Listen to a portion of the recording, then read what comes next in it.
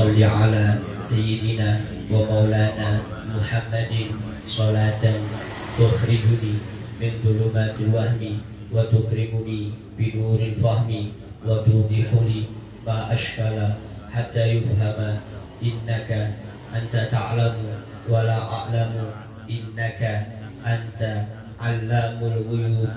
اللهم صل وسلم وبارك على سيدنا ومولانا محمد وآله النور المذهب للنسيان بنوره في كل لمحة ونفس عدد ما وسعه علم الله. الفاتحة بالقبول وتمام كل سوء ومعمول وصلاح الشان ظاهرا وباطنا في الدين والدنيا والآخرة.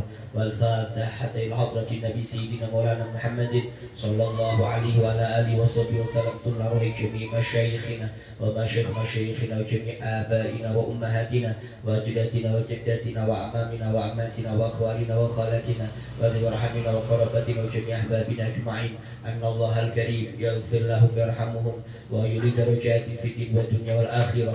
وعلى هذه النية ولكل نية صالحة جالبة لخيرات الدنيا والآخرة وعلى ما نوى به سلفنا الصالح بسر النبي وآل النبي وبسر سورة الفاتحة.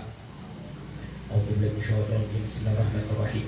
الحمد لله رب العالمين الرحمن الرحيم مالك يوم الدين إياك نعبد وإياك نستعين اهدنا الصراط المستقيم صراط الذين أنعمت عليهم غير المغضوب عليهم ولا الضالين آمين. بسم الله الرحمن الرحيم. الحمد لله رب العالمين والصلاة والسلام على أشرف الأنبياء والمرسلين سيدنا ومولانا محمد وعلى آله وأصحابه أجمعين. سبحان الله والحمد لله ولا إله إلا الله والله أكبر ولا حول ولا قوة إلا بالله العلي العظيم. عدد كل حرف كتب ويكتب أبد الآبدين ودهر الداهرين. سبحانك لا علم لنا إلا ما علمتنا إنك أنت العليم الحكيم. رب اشرح لي صدري ويسر لي أمري واحلل عقدة من لساني يفقه قولي بجاه النبي والصحب والآل. أما بعد فقال المصنف حفظه الله ورعاه ونفعنا به وبعلومه في الدارين آمين. إلى أن قال أقسام al-bai'i. Pembahasan kita masih di dalam beberapa macam jual beli. Yang pertama, kata beliau sebagaimana yang sudah kita sebutkan bersama di dalam pertemuan sebelumnya mengenai macam-macam jual beli. Yang pertama itu dilarang, tidak diperbolehkan, dan bahkan jual belinya dihukumi tidak sah. Sudah tidak boleh, haram dan tidak sah.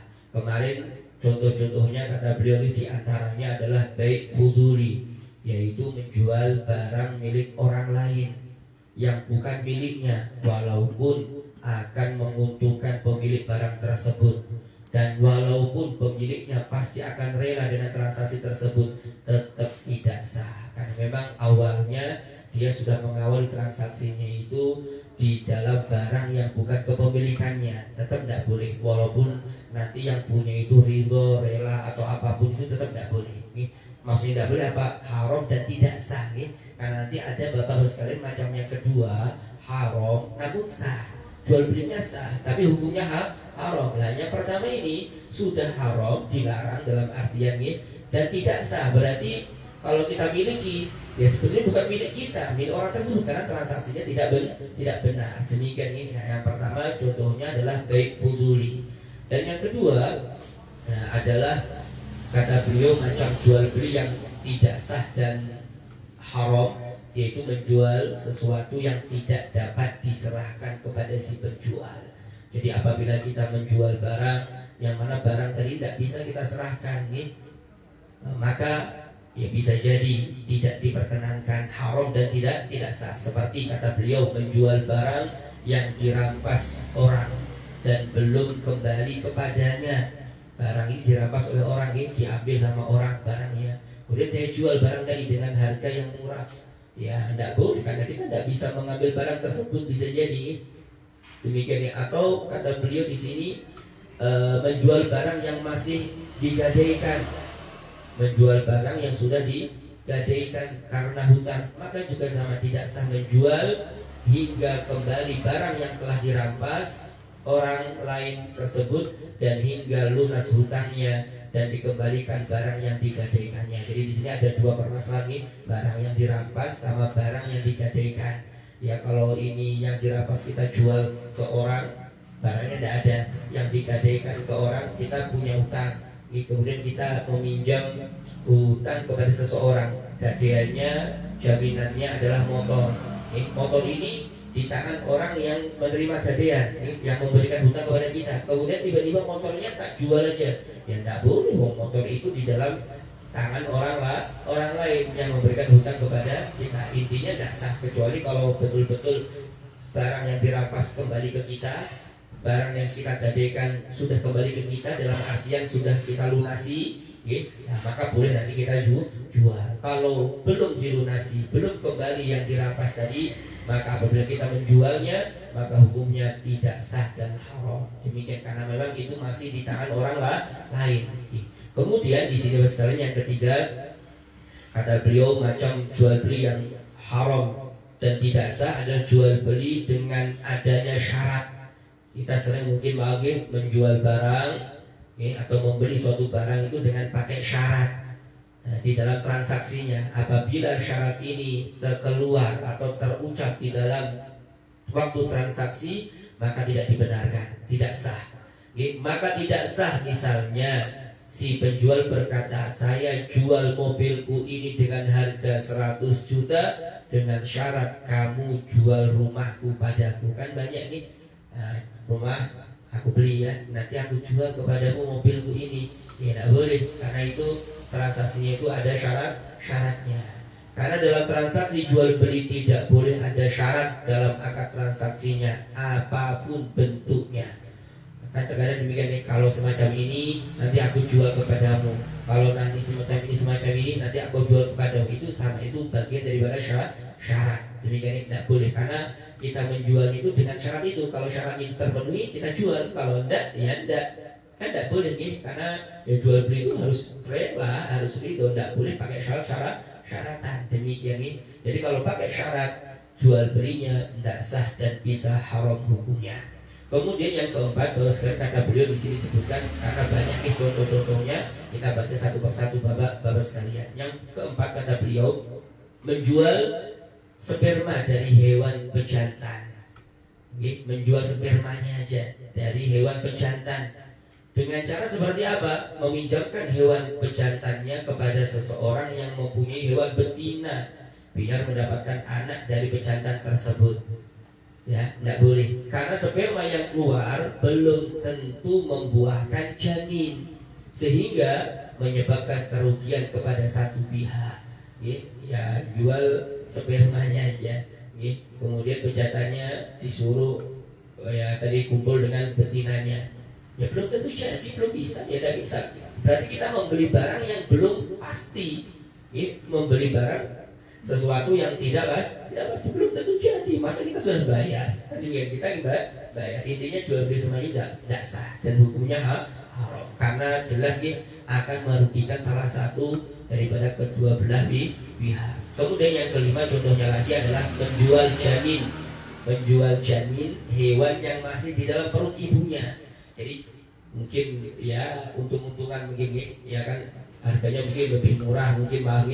Kalau nanti ini kambing ya, kalau dia dalam janin kan setidaknya harganya murah lah gitu ya. Nanti kalau dia hidup kan lumayan, kita openi, kita ini jadi besar, lumayan untung. Tetap tidak boleh kalau janin itu masih dalam perut ibunya, tidak boleh. Alasannya ya tadi karena bisa mengakibatkan kerugian salah satu pihak. Karena kata beliau, bisa jadi janin tersebut terlahirkan dalam keadaan hidup, bisa juga dalam keadaan mati, sehingga hal itu akan menimbulkan kerugian kepada satu pihak. Jelas karena tidak nyata. Kecuali kalau sudah lahir, ada cemplenya, ada pedetnya kelihatan kayak gitu, ya tidak masalah, karena hidup apa dalam perut, ya tidak bisa.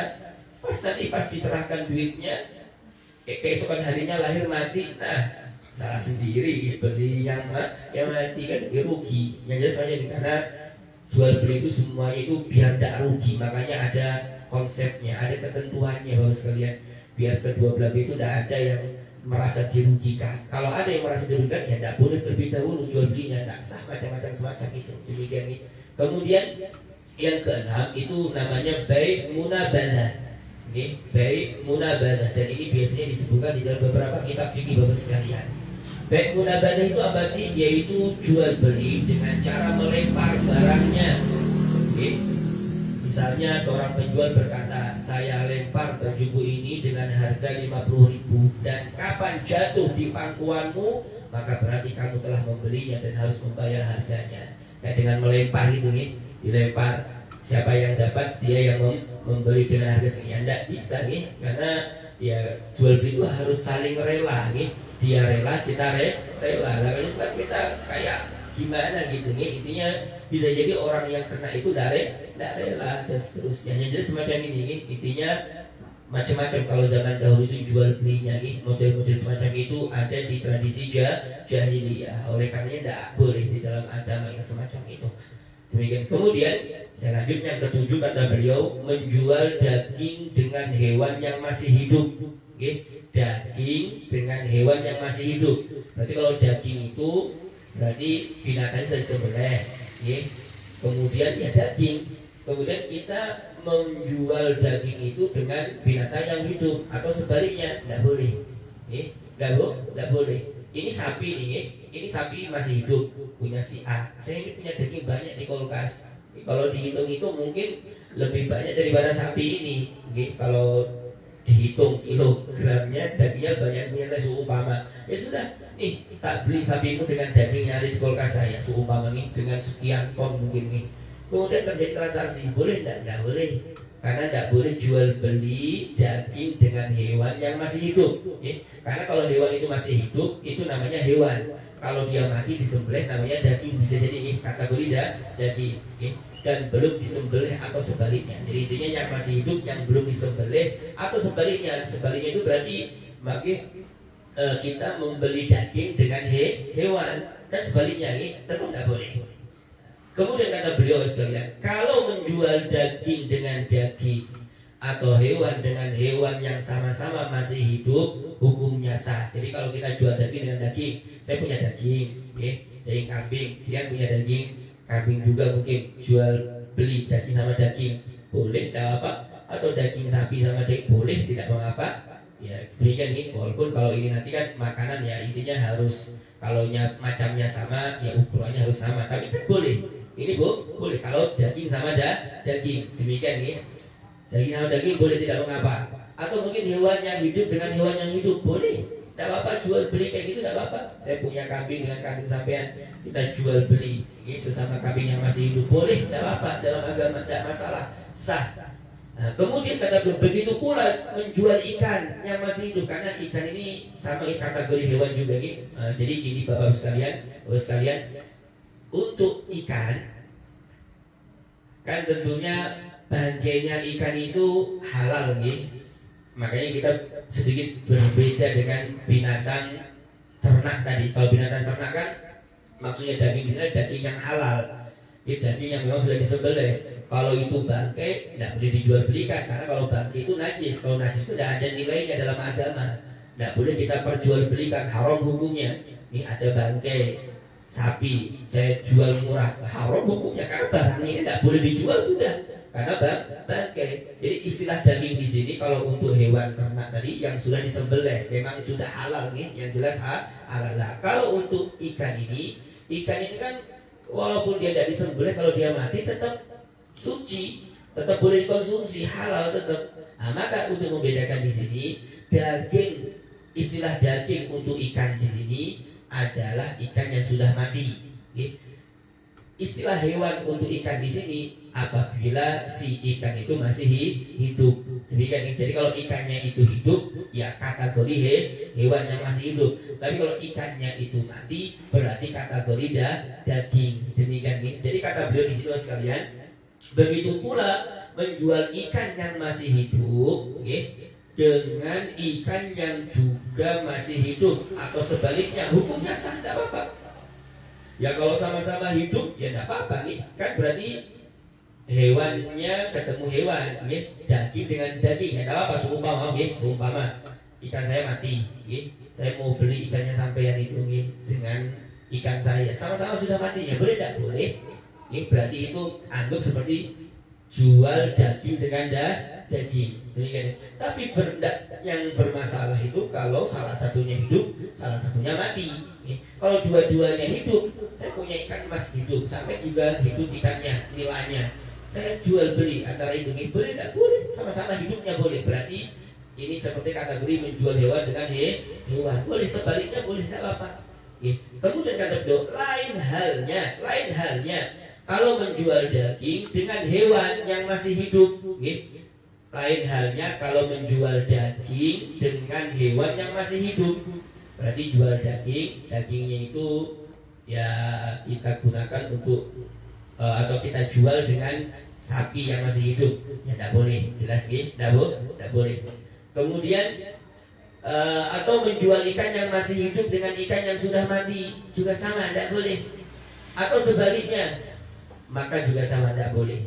Maka hukumnya itu tidak sah sekalian. Karena tadi tidak sama, karena menjual daging dengan hewan tidak boleh, atau hewan dengan daging tidak boleh. Yang boleh itu apabila menjual daging sama dengan daging, hewan dengan sama hewan, maka boleh. Demikian ya. Jadi mungkin perlu kita perhatikan kembali kalau kita mungkin jual beli ikan sama ikan, terkadang kan ada yang mati, ada yang hidup, mungkin dipilih-pilih terlebih dahulu. Demikian nih, kalau mau jual beli ya pastikan ikan hidup dengan ikan hidup, kalau mati ya dengan yang mati. Demikian nih. Kalau nanti sebaliknya yang mati dengan yang hidup, maka bisa jadi tidak boleh.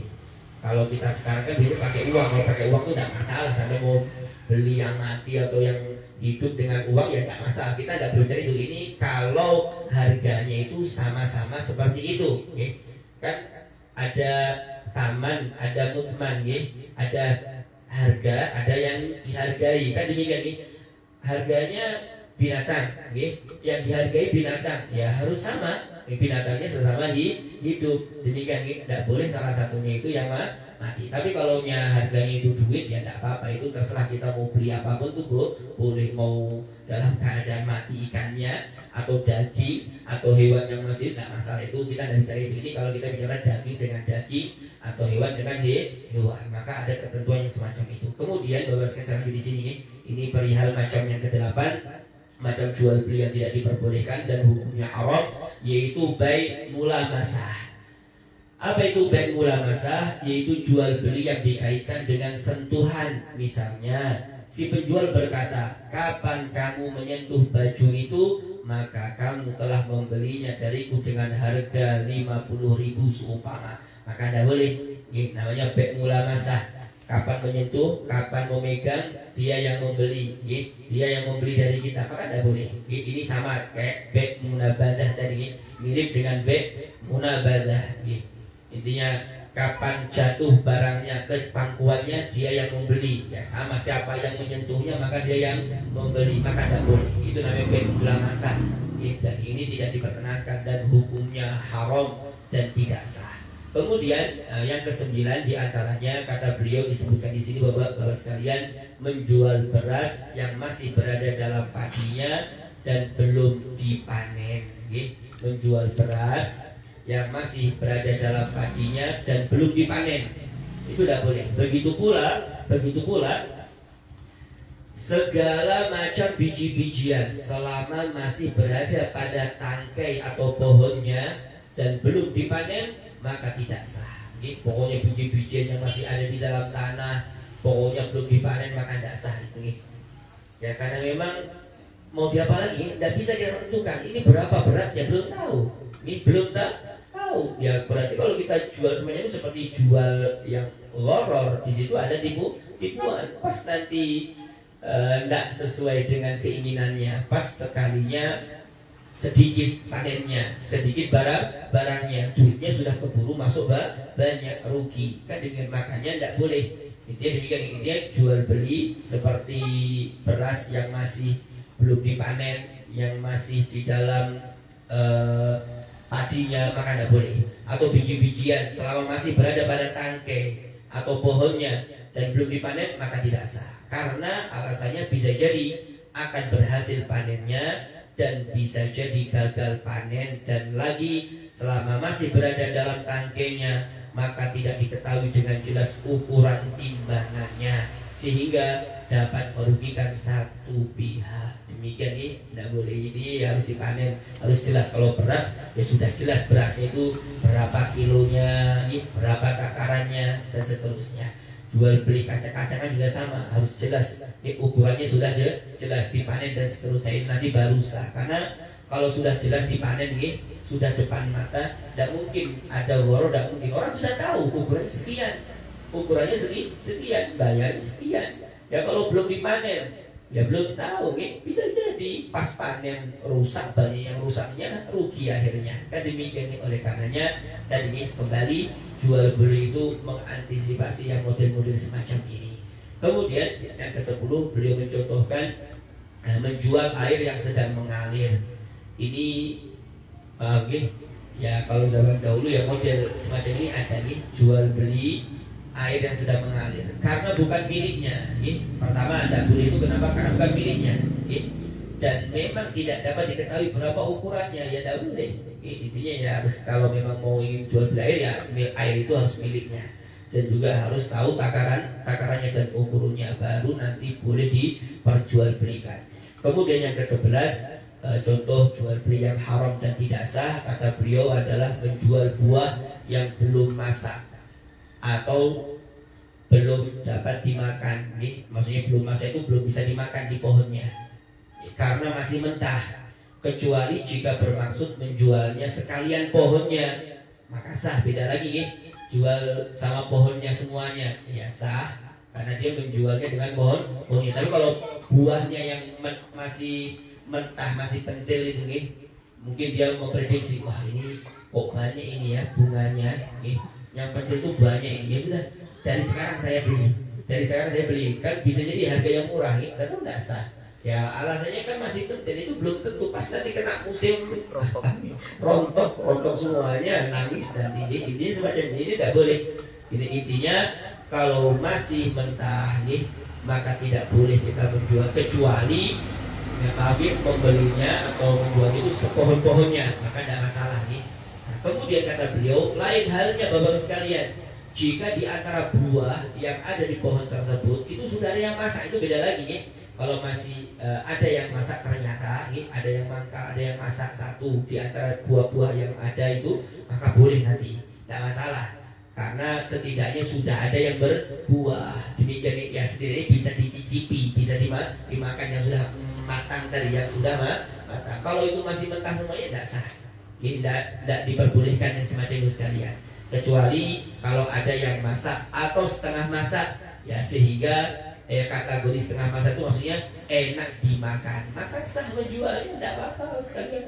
Karena memang dia sudah diketahui sudah bisa dikonsumsi. Demikian. Kemudian di antara lagi sekalian, kata beliau yang terakhir, macam jual beli yang tidak sah dan hukumnya haram adalah baik gharar. Gharar itu bahasa Arab, gharar itu ya tipuan, tipuan atau jual beli yang di dalam itu ada di tipuannya, mengandung tipuan, yaitu menjual barang yang samar. Maksudnya yaitu menjual barang yang samar, tidak jelas dan tidak diketahui apakah yang akan terjadi dan bagaimana akhirnya, berapa jumlahnya atau yang mana barangnya, belum tentu semuanya, belum pasti semuanya. Misalnya menjual burung yang terbang di angkasa, ya tidak bisa Kemudian ikan yang ada di sungai, walaupun si penjual dapat menangkapnya, maka tidak sah karena tidak jelas berapa jumlahnya. Kata dia, saya jual kepadamu ikan yang ada di kolam ini. Dia bisa nangkap, dia pintar mengunjung, tapi kan belum pasti. Pas nanti dapatnya cuma berapa ekor aja, pas atau mungkin bahkan tidak dapat, ya kan rugi, tidak bisa. Intinya tidak bisa menjadi semacam itu. Itu tidak pasti, itu namanya bai gharar.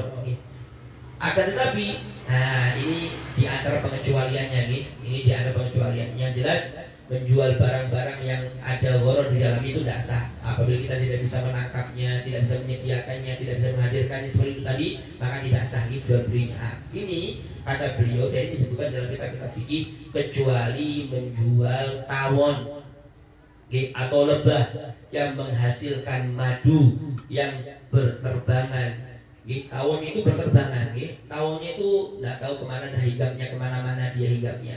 Tapi kan tetap ini mesti bakalan pulang kampung ini tawon ini. Sejauh manapun dia berjalan, sejauh manapun dia jalan-jalan, tetap bakal pulang ke sarangnya.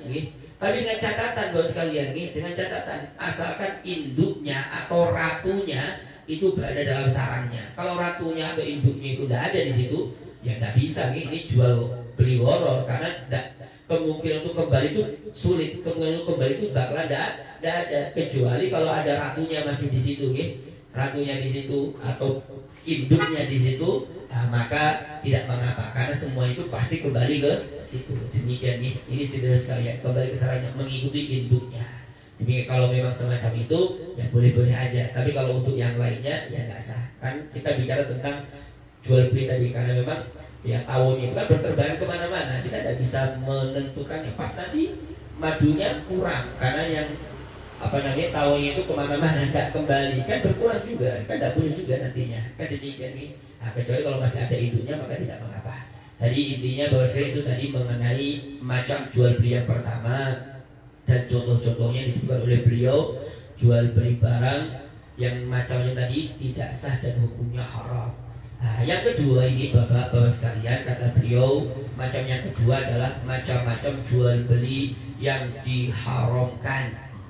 Selain jual beli yang dilarang dan dihukumi tidak sah, ada pula macam jual beli yang diharamkan walaupun transaksinya dihukumi sah, yaitu jual beli sebagai berikut. Haram hukumnya ini termasuk pelanggaran, termasuk dosa besar, bahkan ini termasuk dosa ini bapak sekalian, macam-macam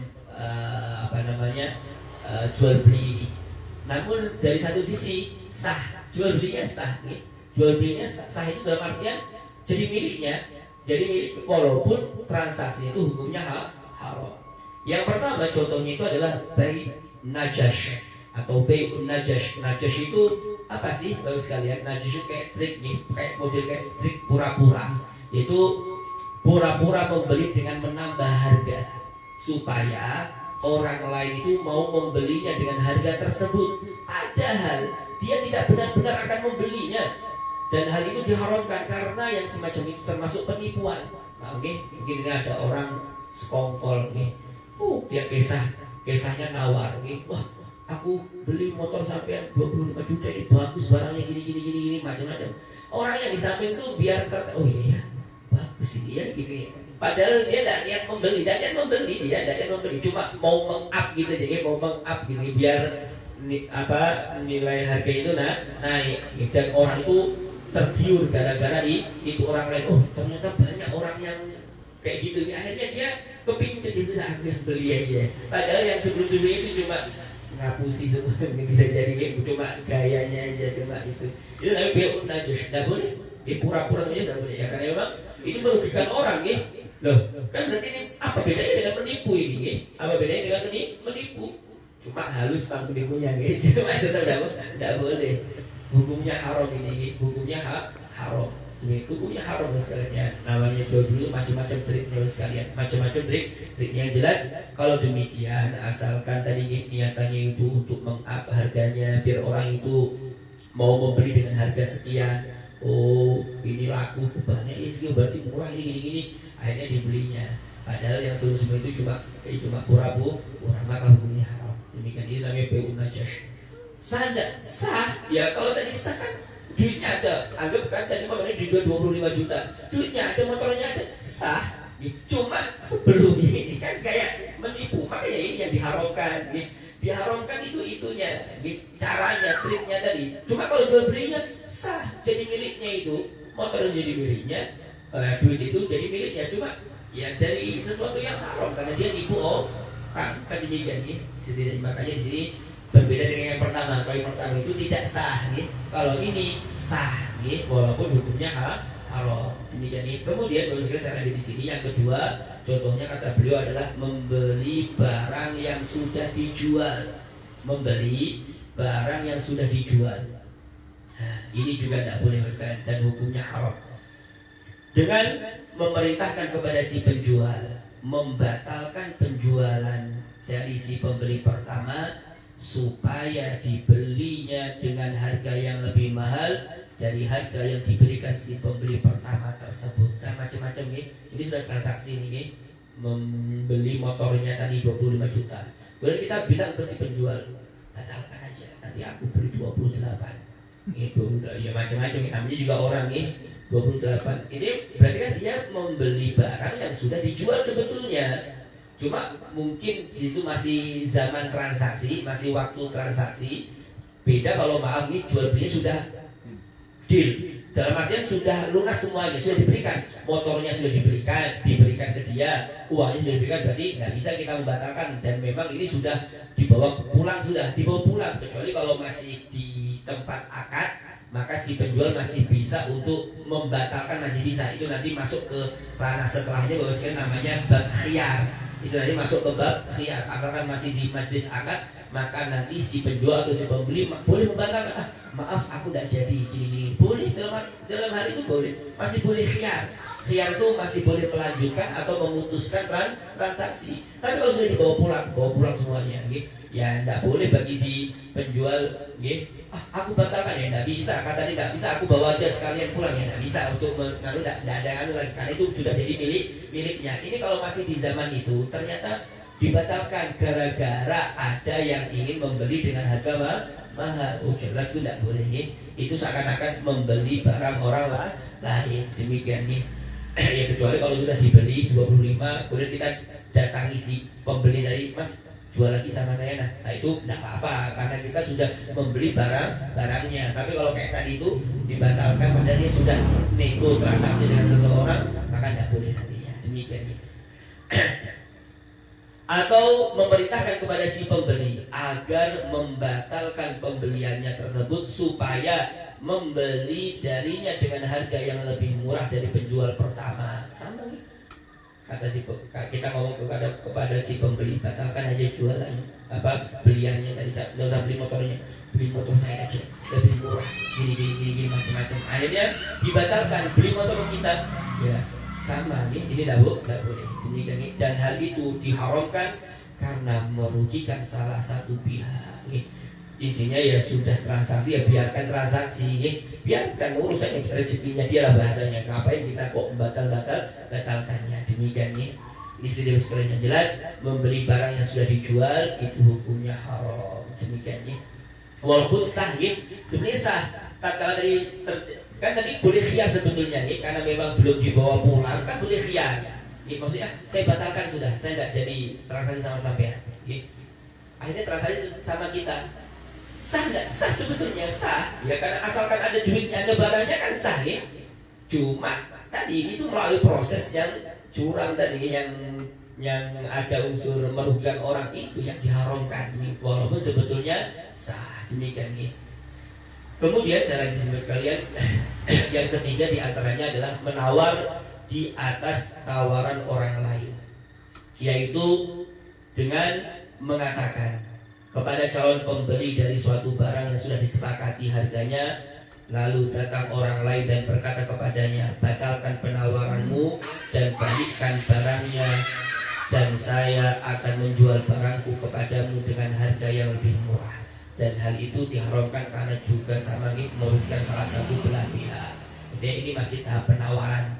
Tidak tahunya ya tadi ini batalkan aja penawaran, beli kepada saya aja lebih murah dan seterusnya. Ini sama, ini juga tidak boleh. Apalagi tadi yang sudah tahap berikutnya, sudah tahap menjual, sudah deal, sudah terjadi transaksi, cuma masalahnya masih di akad, masih boleh dia membatalkannya, itu lebih parah lagi. Ini semacam intinya tidak boleh karena semuanya itu bisa merugikan orang lain. Kemudian saya lagi di sini di antara lagi yang hukumnya haram namun sah jual belinya adalah menjual sapi perah. Sapi perah kan berarti ini tujuannya untuk diperah susunya nih. dengan membiarkan sapi tersebut tidak diperah berhari-hari dengan tujuan supaya tampak air susunya sangat banyak, sehingga hal itu menggiurkan si pembeli. Jual beli sapi perah ini sengaja tidak diperah memang berhari-hari biar kelihatan gemoy gitu, biar kelihatan banyak mungkin itu susunya banyak ini. Katakanlah diperah itu kayak muncrat banyak gitu nih, kayak bersumber banyak, tidak boleh nanti semacam itu nih. Ini tidak haram hukumnya nih, walaupun tetap sah, tapi hukumnya haram. Haram itu karena ya tadi orang mengira ini banyak, padahal ya biasa seperti layaknya sapi perah lainnya. Demikian nih, dan itu hukumnya haram. Demikian nih, dan merugikan salah satu belah pihak. Kemudian diantaranya lagi sekalian, menjual barang yang ada cacat yang berusaha ditutup-tutupi dengan tujuan supaya dibeli orang. Ini sama nih, sebetulnya sama yang tadi, jual belinya sah namun hukumnya haram, sengaja ditutup-tutupi. Misalnya menjual beras dalam karung di mana beras bagian atasnya bagus sedangkan bagian dalamnya jelek, tapi tidak tampak karena disembunyikan, disembunyikan, ditaruh di bawah, diselip-selipkan, orang tidak tahu kalau itu yang di dalam itu jelek karena melihatnya di atasnya aja. Begitu pula hukumnya haram menjual setiap barang yang ada cacatnya yang sengaja ditutup-tutupi supaya dibeli orang, maka tidak boleh, hukumnya haram. Tapi kalau sudah kebeli ya sah-sah aja nih sebetulnya, karena memang dia melihat secara dohir sah aja, walaupun nanti dalam agama boleh bagi dia untuk mengembalikan karena nanti akan ada namanya khiyar aibin. Khiyar aibin itu kalau ada cacatnya di dalam barang yang kita beli, kita boleh komplain, boleh mengembalikannya, boleh mengembalikan, boleh. Nanti itu namanya khiyar aibin, itu nanti insya Allah setelah ini bab ini nanti ada yang bab khiyar, jadi semacam itu. Tapi tetap terlaksana transaksinya terlaksana, sah-sah aja. Nah, cuma ya tadi hukumnya haram karena ada ya apa nih, ingin menipu orang. Ya, bahkan dulu di zaman Nabi baru sekalian, mungkin di awal-awal bab ini nih, man ghasyana falaysa minna, karena ada orang ini menjual buah kurma yang kena basah nih. Kemudian ya, Nabi itu melihat dari kejauhan apa yang dilakukan oleh orang tersebut tatkala menjual barangnya berupa kurma tadi. Sama dia yang bagus itu taruh di atas, yang agak ada airnya taruh di bawah, gitu nih. Ada taruh di bawah. Kemudian Nabi tatkala melihat, Nabi mengkritik dan melarangnya. Kenapa kau jual beli yang semacam ini? Kemudian kata Nabi, man wasyana falaysa minna. Siapa orang yang menipu kita, maka dia bukan dari golongan kita, kata Nabi. Kemudian disebutkan dalam hadis tersebut nih, di dalam syarah hadis tersebut, ini sahabat itu tidak ada unsur kesengajaan di waktu itu, tidak ada kesengajaan ingin menipu orang, itu tidak ada. Ya dikira mungkin barangnya bagus, makanya ditaruh gitu aja, ditaruh di bawah gitu aja, karena dikira bagus. Cuma mungkin agak lama atau bagaimana dicek itu kok tidak bagus. Nabi mengatakan semacam itu. Padahal orang tadi tidak sengaja. Bayangkan kata para ulama nih, kalau kita itu sengaja yang semacam itu, sengaja melakukannya, ini lebih parah lagi nih. Yang tidak sengaja aja disuruh perhatian, kayak apa beli ya, perhatian dengan jualannya, dipilah-pilih mana yang bagus, mana yang tidak, jangan teledor bahasanya. Ini khawatir menipu orang, apalagi dengan unsur kesengajaan, sengaja memang ditutup ini lebih parah lagi. Demikian nih, ini saudara sekalian. Jadi menjual suatu barang yang ada cacatnya atau berusaha ditutup-tutupi dengan tujuan supaya dibeli orang, itu hukumnya haram. Demikian nih, walaupun sebetulnya sah-sah aja. Demikian. Kemudian saya lanjut yang keenam, menjual suatu barang kepada seorang pembeli yang akan menggunakannya untuk suatu kejahatan atau kemaksiatan. Ini nanti masuk kategori man a'ana ala maksiatin. Ini seperti layaknya orang yang menolong akan suatu perbuatan kemaksiatan. Sebetulnya jual beli itu tetap sah, cuma karena ini bakal digunakan untuk kemaksiatan, ya ini yang tidak boleh. Sama halnya kita memberi orang, yang orang ini bakalan minum minuman ini, uang ini kalau kita berikan kepada dia, berarti kan sama seakan-akan kita ya menyuplai atau memfasilitasi dia agar bermaksiat kepada Allah. Ya kan tidak tepat juga. Memang sedekah itu bagus, tapi ya harus tepat sasaran juga, kan demikian. Maka juga sama, tatkala kita jual beli barang, ya kita harus lihat juga siapa yang membeli ini, siapa yang membelikan demikian. Nah, maka kata beliau sekalian, menjual suatu barang kepada seseorang pembeli yang akan menggunakannya untuk suatu kejahatan atau kemaksiatan, maka hukumnya haram, namun sah jual belinya. Misalnya menjual senjata kepada para perampok, menjual senjata, ya mungkin dia jualan mando gitu nih, jualan ya alat-alat tajam gitu nih. Kemudian yang membeli ternyata perampok nih. Kita tahu ini dengan satu korinah itu dengan tanda ini preman sini, ini memang sering menganiaya orang, sering ini. Jadi kita jual sama dia punya uang, beli ke kita jual. Padahal ada korinah, ada tanda bahwasanya dia ini bakalan semacam itu. Beda kalau tidak ada tandanya ini. Orangnya diem, orang itu memang pendiam. Ini orangnya pendiam, ini orangnya baik, rajin kemas, rajin pengajian mungkin, maaf. Akhirnya kita jual ke dia pedang tadi. Tak taunya malamnya dibuat mungkin bunuh orang ya. Kita tidak tahu, tidak masalah ya. Karena kita tidak ada tandanya, Beda kalau ada kok, makanya tadi saya katakan itu kalau ada korinah, ada tandanya, mungkin ada tanda. Oh, kita menjualnya kepada orang yang memang biasa semacam ini. Ini bahkan digunakan untuk ini, itu jelas tidak boleh. Ini. Tapi kalau ada tandanya, kita menjual barang ini mungkin kepada seseorang yang kita tahu orangnya ini masya Allah pendiam atau apa, kita tidak tahu keadaannya. Tak tahunya dibuat maksiat, tak tahunya dibuat ini, beda lagi. Kecuali kalau memang orang itu memang biasa semacam itu bermaksiat biasanya, kemudian kita jual kepadanya, ya ini yang tidak boleh karena memang ada alasannya, ada tandanya, ada korinahnya. Jadi semacam itu nih. Nah, intinya kata beliau seperti menjual senjata kepada para perampok, menjual anggur kepada seseorang yang akan mengolahnya menjadi bir atau minuman keras. Nah, menjual anggur, kita punya anggur, kita jual ke orang yang memang orang ini punya pabrik bir, pabrik koper yang jelas, pasti buat itu. Kalau yang menjual itu Abah Haji Bambang yang membeli anggurnya, berarti kan buat pengajian kan tidak apa-apa nih, berarti kan ada tandanya. Kalau yang membeli itu jelas punya ini punya itu, maaf ya, bisa jadi digunakan untuk maksiat, jelas tidak boleh ya. Atau menjual kayu kepada seorang pembeli yang akan menjadikannya sebuah gitar atau alat musik yang diharamkan, maka juga sama. Karena di sini kalau sekalian hukumnya mutamat alat gitar atau alat musik yang melalaikan itu sama hukumnya tidak boleh sebetulnya. Itu termasuk kategori alatul malahi, alat-alat yang bisa melalaikan kepada Allah, makanya tidak boleh juga. Mungkin demikian. Boleh saya lanjutkan sekalian. Di sini sebutkan yang ketujuh macam yang tidak boleh juga jual beli yang haram hukumnya, namun sah. Kata beliau adalah menyambut para pedagang, menyambut para pedagang yang akan berdagang di suatu kota sebelum masuk ke kota tersebut guna membeli dengan harga murah. Kan ada model semacam itu nih, sebelum datang ke kota dan sebelum datang masuk ke tempat kita cek dulu di perbatasan bahasa yang kita beli di sana, kita beli dengan harga yang murah gitu nih. Nah, beli juga model-model semacam itu nih. Kemudian kata beliau, padahal si pedagang tadi yang menjual tadi tidak tahu harga pasaran di kota tersebut, dan dia sengaja membelinya di tempat itu dengan harga di bawah harga pasaran kota tersebut sebelum si pedagang masuk kota, sehingga dia akan tahu nanti harga pasaran di kota tersebut.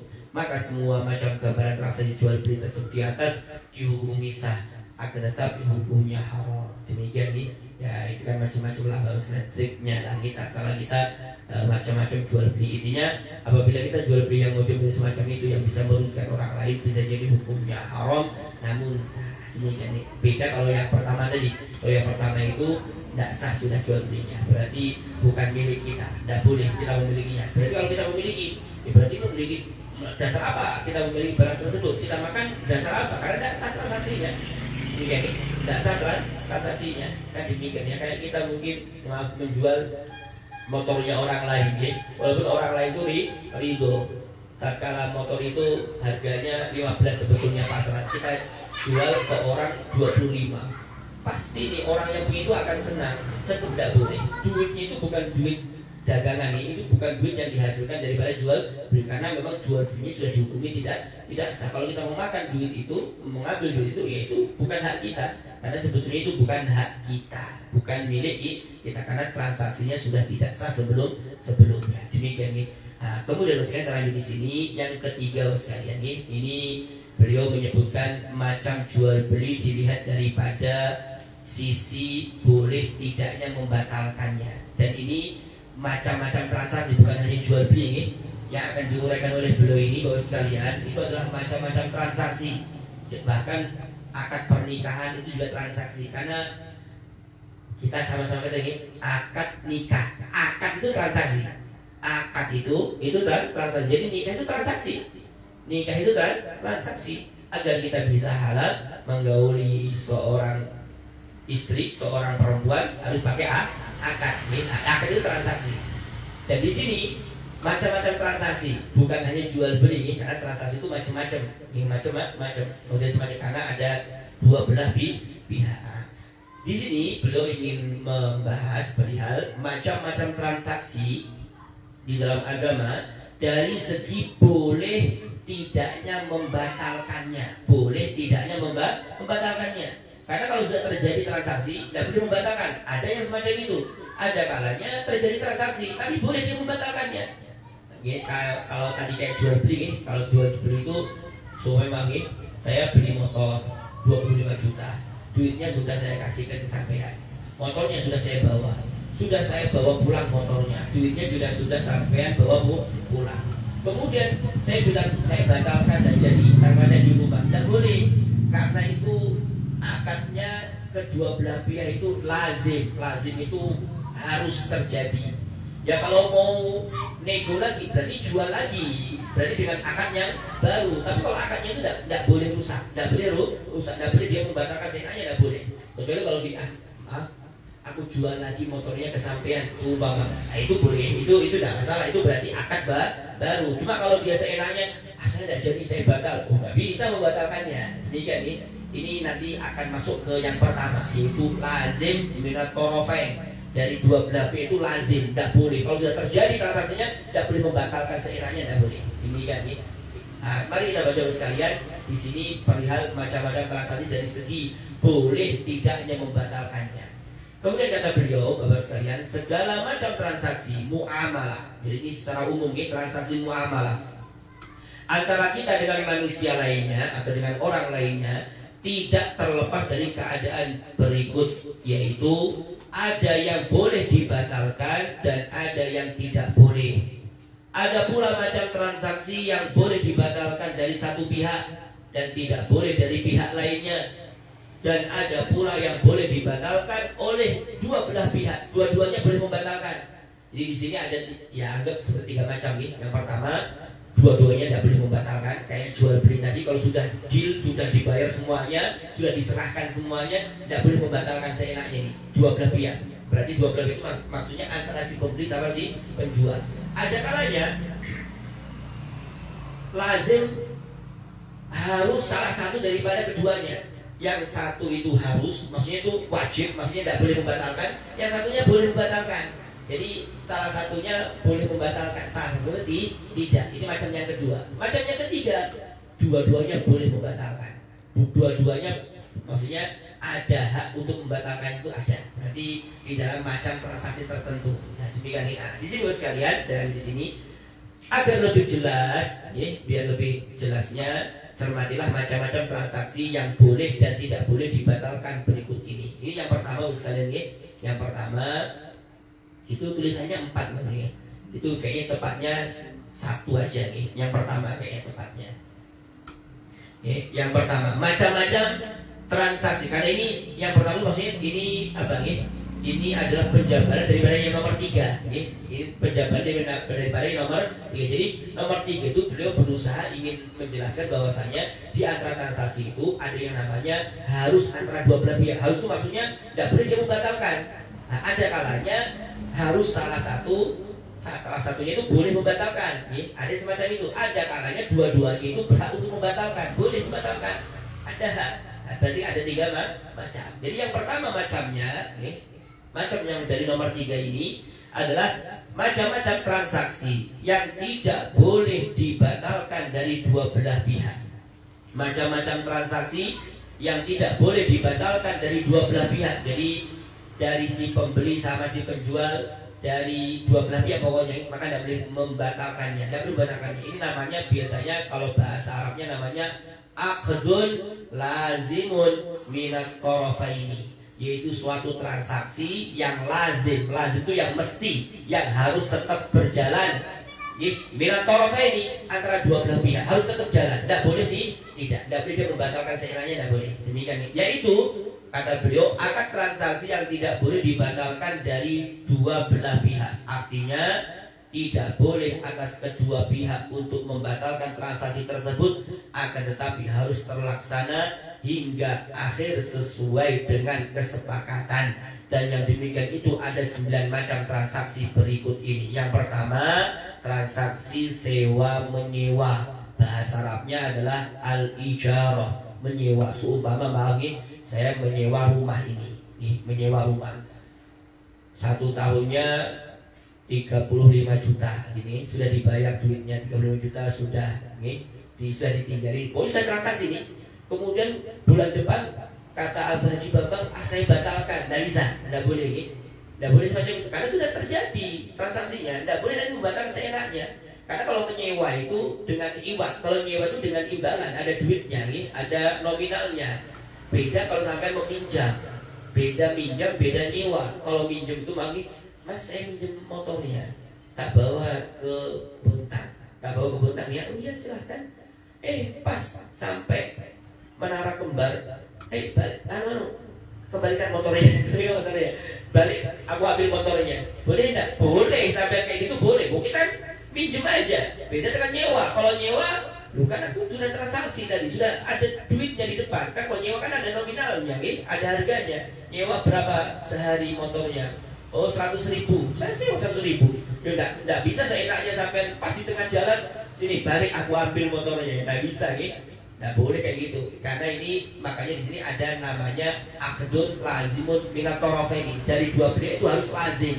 Akad itu lazim, harus tetap berjalan. Tidak boleh sebelah pihak itu membatalkan, tidak boleh. Maksudnya tidak ada ketentuan, tidak ada kebolehan bagi dia untuk membatalkan, tidak boleh seenaknya. Demikian bahkan nanti kalau menyewa tadi, tidak tahunya yang nyewa motor tadi ini seharian, ternyata meninggal di separuh hari, meninggal dia. Kemudian disambung sama ahli warisnya setengah hari lagi, boleh tidak? Boleh, karena tidak bisa dibatalkan, maksudnya tidak bisa.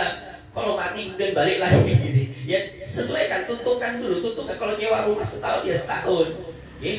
Bukan berarti nanti yang menyewa baru nyewa sebulan 2 bulan meninggal, atau orangnya tidak tahu kemana, kemudian berarti ini aku sewakan lagi ke orang. Tidak bisa, ini masih jalan, selama 1 tahun. Kan itu haknya orang, siapa tahu mungkin dia kemana atau bagaimana gitu, atau mungkin ahli warisnya, karena nanti bisa diwariskan. Beda kalau mau minjam.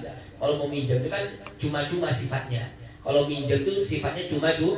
Kalau cuma-cuma, ya bisa jadi berhak untuk maksudnya bolehlah aku mengambilnya kapanpun kan boleh, kan cuma-cuma. Beda dengan menyewa. Kalau menyewa itu ada aturannya. Mungkin demikian, makanya di sini aqdun lazimun minat tarafaini. Mungkin demikian. Di antara lagi adalah transaksi khulu. Khulu itu masalah pernikahan nih. Jadi gini sekalian, ini saya sering bercerita sekalian. Tatkala terjadi transaksi pernikahan maka pernikahan itu kan menjalin 2 hubungan transaksi. Ini tidak bakal pisah, atau cerai kecuali dengan beberapa akad. Di antaranya cerai. Kalau ada seorang suami bilang kepada istrinya cerai, mungkin bla bla bla bla, maka ini akadnya akan terpisah. Ada kalanya dengan fasakh. Fasakh itu rusak akad nikahnya. Bukan karena cerai, bukan, tapi karena fasakh, karena ada aib. Mungkin maaf, tatkala nikah bla bla bla sudah nikah, tidak tahunya di malam pertamanya, tidak tahunya si istri itu tidak ada lubangnya. Mungkin maaf, berarti kan, ya itu namanya kan. Akhirnya boleh fasakh, akhirnya rusak akad nikah itu, jadinya rusak. Tapi rusaknya gara-gara apa? Gara-gara tadi aib, ada fasakh, akhirnya jadi fasakh, akhirnya jadi rusak. Atau mungkin sebaliknya, suaminya ternyata kayak gini, ternyata akhirnya fasakh, bisa. Nah ada kalanya yang ketiga itu, ada kalanya khulu. Khulu itu seorang istri meminta kepada suaminya untuk menceraikan dirinya, tapi dengan membayar imbalan. Jadi istrinya yang bayar imbalan. Mungkin istrinya bilang kepada suaminya, tak kasih mobil, ceraikan saya, lepaskan saya, bahasanya. Maka bagaimana standar? Ini khulu namanya. Nanti akan terjadi pisah itu, pernikahannya jadi terpisah. Tapi bukan dengan cerai. Karena kalau cerai itu di tangan suami, cerai itu di tangan suami, tolak itu di tangan suami. Kan demikian nih. Kalau suami mengatakan cerai, cerai. Tapi kalau suami tidak mengatakan cerai, tidak bakal cerai. Ada kalanya fasih tadi karena ada aib, ini akhirnya rusak nikahnya. Atau mungkin kayak salah satunya murtad, itu mau tidak mau fasih rusak itu nih. Dengan cara cerai tidak bisa. Bukan karena itu, karena pindah agama nih. Bisa jadi semacam itu nih. Yang ketiga itu dengan khulu. Khulu itu kalau tolak itu kan tolak itu kayak membebaskan. Itu bahasa tolak itu melepas. Kalau ada ikatan, tolak itu dilepas. Kalau khulu itu kalau diartikan nih, khulu itu sama, khulu itu melepas, tapi melepas baju, melepas pakaian. Makanya ada kalimat dalam Al-Quran, fakhlak naklek, lepaslah sendalmu wahai Musa. Anta bil wadil muqaddas itu. Engkau sekarang di suatu lembah yang amat mulia, lepas sendalmu. Ya, karena memang seorang laki-laki suami itu pakaiannya perempuan, ya pakaian istrinya, dan istri adalah pakaian suaminya. Jadi ada bahasa khulu. Khulu itu sebenarnya kalau diartikan melepas dari. Tapi di dalam hukum fikih, di dalam bab nikah atau bab munakah, khulu itu pengertiannya adalah seorang istri meminta agar dilepas sama suaminya dengan membayar imbalan. Jadi kalau dia bayar imbalan kepada suaminya dan suaminya mengiyakan, maka terjadilah terpisah itu akad nikahnya. Jadi kalau sudah terjadi khulu, ya tidak bisa aku tidak jadi, kata istrinya, atau kata suami tidak jadi, ya tidak bisa, karena sudah terjadi khulu. Sudah terjadi khulu, sudah dibayar semuanya, sudah terjadi terlaksana, ya tidak boleh lagi untuk membatalkan seenaknya, tidak boleh. Ini sebenarnya masuk ke ranah transaksi juga, karena ada akadnya bahasanya, karena ada akadnya. Demikian nih. Kemudian yang ketiga itu adalah akad atau transaksi musaqah. Itu nanti ada di dalam bab di sini. Musaqah itu kayak mengairi air kayak dia tadi masuk ke ranah pertanian nih, karena terkadang orang itu punya lahan, lahan, tapi yang merawat lahannya dan sebagainya itu orang lain, atau mungkin nanti dia punya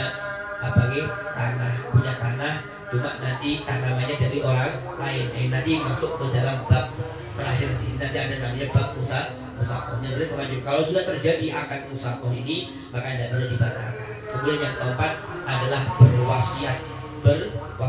Maka kalau sudah berwasiat, ya harus dilaksanakan, tidak boleh dibatalkan seenaknya, karena ini adalah suatu wasiat. Demikian nih, ya harus dilaksanakan. Kalau saya berwasiat kepada si A, ya wasiat harus dilaksanakan, si A harus dilaksanakan, wasiat itu harus tetap lanjut. Demikian nih. Kemudian yang kelima adalah al-bai', jual beli. Kayak tadi jual beli, transaksi jual beli kayak tadi, menjual barang dengan sesuatu apapun itu. Kalau sudah terjadi transaksi jual belinya, maka tidak boleh untuk membatalkannya, karena itu akadnya lazim antara kedua belah pihak. Kemudian yang keenam, transaksi nikah. Nikah itu sama, nikah itu ya kalau sah pasti terjadi. Maksud terjadi ya terjalin hubungan, tidak boleh aku batalkan nikahnya, tidak bisa nih. Berarti bisa jadi itu bahasanya ya mungkin kalau cerai kan berarti urusan lain. Tapi kalau batal membatalkan, dan kalau sudah terjadi akad nikah, maka akan terjadi pernikahan tersebut. Dan bahkan kalau untuk nikah ini bagus sekalian, bahkan untuk nikah ini tidak bisa juga kita main-main, tidak bisa. Main-main itu dalam artian sumpah padahal ini acting ini, padahal ini di sinetron acting mungkin. Tapi tak kalah di sinetron di acting tadi itu lengkap, walinya ada, anunya ada, semua. Ini layaknya seperti kayak nikah juga. Walaupun sebetulnya acting, tetap terjadi. Tetap itu tadi jadi istri sampai, gitu bahasanya. Tetap itu jadi suami sampai, tetap terjadi. Bahasanya walaupun itu main-main, tidak bisa. Kalau memang cukup syarat, nih. Bahkan semacam intinya kalau sudah terjadi akad nikah, maka sudah ya tidak bisa dibatalkan. Suami bilang saya tidak jadi nikah sama sampean, tidak bisa nih, atau perempuannya tidak jadi, ya tidak bisa karena sudah berlanjut. Demikian ini harus terlaksana. Kemudian yang ketujuh adalah transaksi berdamai atau suluh, dan nanti akan ada nanti ini di dalam bab di sini namanya bab suluh, perdamaian atau berdamai. Jadi kalau sudah berdamai dalam satu hal, dalam satu konflik berdamai, maka harus berlanjut berdamai tersebut, tidak boleh dibatalkan seenaknya, karena perdamaian itu ya terjalin atas kedua belah pihak, atas kesepakatan kedua belah pihak, tidak boleh dibatalkan seenaknya. Demikian. Kemudian yang kedelapan itu nanti ada namanya bab hiwalah atau bab hawal. Hawalah itu perpindahan hutang. Nanti gambarnya gini, saya punya hutang kepada pian 10 juta. Pian punya hutang kepada beliau sama 10 juta. Jadi saya punya hutang ke sampean 10 juta, sampean punya hutang ke Mas Yusuf 10 juta. Kemudian kata sampean, Mas Yusuf, sampean nanti lagi hutangku ke saya aja, ke aku, karena ini ke kita. Maka boleh tidak boleh, mau tidak mau nih, apa yang terjadi akan hiwalah ini, mau tidak mau harus terjadi. Aku bilang, Pak Karyono, tidak mau aku sama Mas Yusuf itu, aku tidak bisa toleran kalau sama kan enak kalau beri hutang itu enak, bayarnya tidak langsung gini. Saya tidak mau, tetap tidak boleh, tidak bisa. Saya bilang kayak gitu, tidak bisa. Saya tidak mau, saya pokoknya harus punya hutang sama sampean, tidak bisa. Kan bahasanya Pak Karyono itu saya punya tanggungan kepada beliau punya tanggungan ke Mas Yusuf, kan akhirnya dipindah. Mas Yusuf sampai ngambil hutangnya jangan ke saya aja, jangan kata Pak Karyono. Itu namanya bab hiwala. Jadi saya tidak boleh batalkan. Mas Yusuf nanti juga kalau sudah terjadi tidak boleh. Ternyata sama guru itu ngalih, tidak mau bayar hutang, penting sama sampean, tidak bisa dibatalkan. Kalau sudah terjadi akad hiwala tidak bisa dibatalkan. Ini intinya semacam itu modelnya. Ini namanya bab hiwalati. Makanya judulnya di sini artinya perpindahan hutang. Demikian. Nanti itu ada syaratnya sekali. Kemudian selanjutnya di sini yang ke-9 adalah transaksi jual beli salam. Salam itu perpesanan nih. Nanti ada setelah ini namanya bab salam nih. Yang jelas salam itu perpesanan nih. Akad perpesanan. Jadi kalau sudah memesan, sudah terjadi, sudah seperti jual beli, tidak boleh dibatalkan lagi nih. Kayak pesan seperti apa nih, pesan baju atau apa nih, dan seterusnya, itu nanti masuk ke ranah pemesanan. Karena nanti di sini di dalam perpesanan itu tidak boleh kita pesan sesuatu yang bisa dibakar, yang sesuatu yang terbakar tidak boleh. Kita pesan sate itu sudah tidak boleh nih. Saya pesan sate itu tidak boleh, bahasa semacam itu. Karena kalau pesan sate, kita kan ini sate itu kan pasti terbakar nih, kayu bakar nih, dan itu mesti tidak bisa untuk apa nih, selaras tidak bisa. Maunya yang agak kayak gini bakar tidak bisa, karena pasti bisa jadi lebih gosong atau mungkin agak mentah atau apa, tidak bisa keras, tidak bisa di apa nih, disepakati, itu tidak bisa. Makanya kalau akad salam itu nanti diantaranya persyaratannya bukan di dalam hal-hal yang kena api, itu diantaranya. Ya berarti seperti apa? Jangan pesan. Kalau bisa, kalau kayak sate ya beli, bahasanya beli. Datang, Mas, saya beli 10 tusuk ini. Kalau sudah ada barangnya ke kita, sudah kita terima barangnya, saya beli ini. Saya beli satenya gini. Tapi kalau kita bahasanya dengan bahasa salam, akadnya dengan akad salam memesan, khawatir ya tadi, karena tidak boleh, karena nanti akan ada penjabarannya berikutnya semacam ini tentang masalah akad salam. Mungkin demikian sekali. Kemudian sekalian yang sama-sama dimuliakan dan dimuliakan Allah, yang kedua ini atau yang kelima, macam transaksi yang boleh dibatalkan oleh dua belah pihak. Jadi di sini macam berikutnya, macam-macam transaksi yang boleh dibatalkan oleh dua pihak. Jadi boleh dibatalkan nih. Jadi intinya kapan dia membatalkan ya boleh, tidak apa, tidak masalah nih. Karena memang boleh antara kedua, atau mungkin satunya, maaf saya tidak jadi kayak gini, tidak boleh, tidak apa-apa. Saya kayak akad apa? Kayak akad wakalah. Wakalah itu perwakilan nih. Nanti kayak akad wakalah, saya wakilkan kepada sampean untuk ini dan seterusnya. Kemudian kata sampean nanti suatu ketika, saya batalkan, saya tidak mau, boleh, terserah sampean, hanya sampean juga. Atau mungkin saya batalkan, saya yang memasrahkan, jadi saya batalkan, ya tidak apa-apa juga. Karena kan wakalah itu boleh-boleh aja, atau nanti diantaranya seperti wadiah, penitipan. Ya, penitipan. Karena kalau penitipan itu sifatnya itu apa nih? Amanah sifatnya nih. Karena sifatnya itu berdasarkan amanah. Karena nitip gitu aja.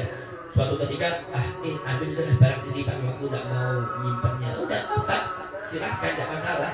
Atau mungkin saya ambil titipannya, tidak lagi saya nitip ke sampai, boleh-boleh juga. Demikian ini kalau menitipnya itu cuma yang jelas itu tadi bahwasanya perihal masalah sedikit contoh lah yang insya Allah akan kita bahas nanti di dalam pertemuan yang akan datang perihal akad atau transaksi yang boleh dibatalkan oleh dua belah pihak atau bahasa Arabnya akdun jaizun minat torofaini, akad yang boleh antara dua belah pihak. Mungkin demikian nih insya Allah, karena memang ini sudah mulai agak malam nih, mungkin insya Allah kita akan lanjut nanti bahwa sekalian di dalam pertemuan-pertemuan yang akan datang. Wassalamualaikum warahmatullahi lebihnya saya berikan maaf lahir tutur kata yang berkenan. Mari baru sekalian kita akhiri dengan sama-sama membaca doa kafaratul majlis. Bismillahirrahmanirrahim.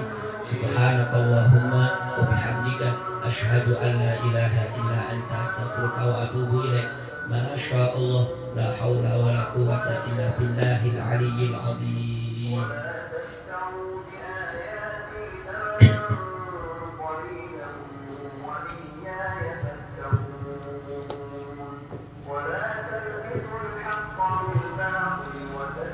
Allahumma sholli ala sayyidina Muhammad.